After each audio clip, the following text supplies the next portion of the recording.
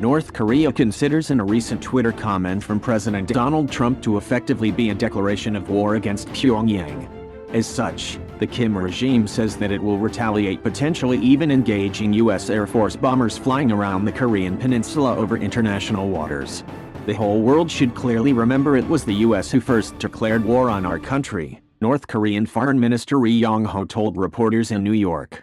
Since the United States declared war on our country, we will have every right to make countermeasures, including the right to shoot down United States strategic bombers even when they are not inside the airspace border of our country. Ri was referring to a Trump's tweet on September 23 where he suggested that North Korea might no longer exist in the near future.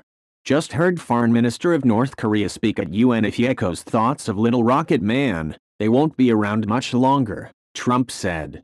It is possible that Pyongyang finds recent U.S. bomber overflights near the Korean peninsula to be a prelude to a potential decapitation strike.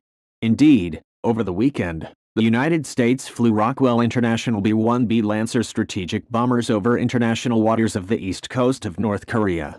This is the farthest north of the Demilitarized Zone, DMZ, any U.S. fighter or bomber aircraft have flown off North Korea's coast in the 21st century, underscoring the seriousness with which we take the DPRK's reckless behavior. The Pentagon's chief spokeswoman Dana White said in a statement, this mission is a demonstration of U.S. resolve and a clear message that the president has many military options to defeat any threat. North Korea's weapons program is a grave threat to the Asia-Pacific region and the entire international community.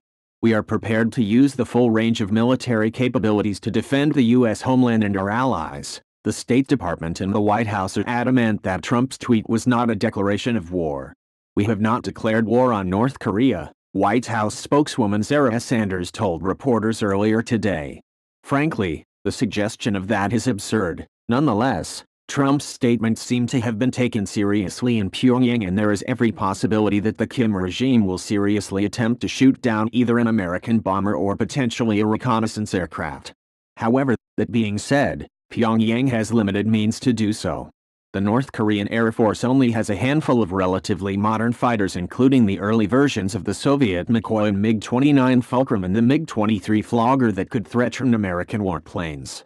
Neither are likely to be able to get close enough to a B-1B, Boeing B-52 or Northrop Grumman B-2 Spirit stealth bomber before being unceremoniously blown out of the sky by American fighter escorts. The only chance the North Korean Air Force would have of successfully engaging American bombers is if by chance they caught those aircraft without U.S. or Allied fighter cover. North Korea would have a better chance of shooting down a bomber with a surface-to-air missile battery if the American aircraft were close enough. While the overwhelming majority of North Korean air defenses are older Soviet systems, Pyongyang does field some surprisingly capable indigenous weapons. They have a mix of old Soviet SAMs, surface-to-air missiles, including the S-75, S-125, S-200 and Thadrit, which are likely in more or less good condition. Vasily Kashin, a senior fellow at the Center for Comprehensive European and International Studies at Moscow's Higher School of Economics, told this year. They used to produce the S-75 themselves, and those could have received some significant upgrades. In addition to them, since early the 2010s they are fielding an indigenous modern SAM system which is called KN-06 by South Korea and the US. It is not clear how many KN-06 SAM batteries Pyongyang has built, but the North Korean weapon is a surprisingly capable system that is similar to early model versions of the Russian-built S-300. No one knows exactly how many such systems exist, Kashin said. The KN-06 has phased array radar and tracks via missile guidance system and may be equivalent to the early S-300P versions but with greater range.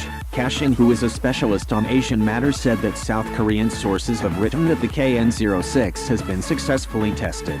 The weapon is thought to have a range of up to 150 kilometers. One of the reasons that the KN-06 is often ignored even though information is available about the North Korean weapon is that Western analysts often underestimate Pyongyang's industrial capabilities. The North Korean threat cannot be dismissed out of hand. Pyongyang has shot down American military aircraft in the past and gotten away with it. One such event took place on April 15, 1969, during the Nixon Administration, when a U.S. Navy Lockheed EC-121 Warning Star reconnaissance aircraft killing all 31 crew members on board. President Richard Nixon ultimately did not retaliate, but he did briefly consider a nuclear strike in response to the North Korean provocation. When I got to see the colonel, it was very simple. He described the shooting down of the EC-121 about 100 miles at sea, and that he had a message, which he showed me at that time, saying to prepare to strike my target. Bruce Charles, a former U.S. Air Force McDonnell Douglas F-4 Phantom II pilot on temporary duty that day at Gunsan Air Base at the time, told NPR. Charles F-4 was primed for launch, carrying a 330 kilotons B-61 tactical thermonuclear bomb.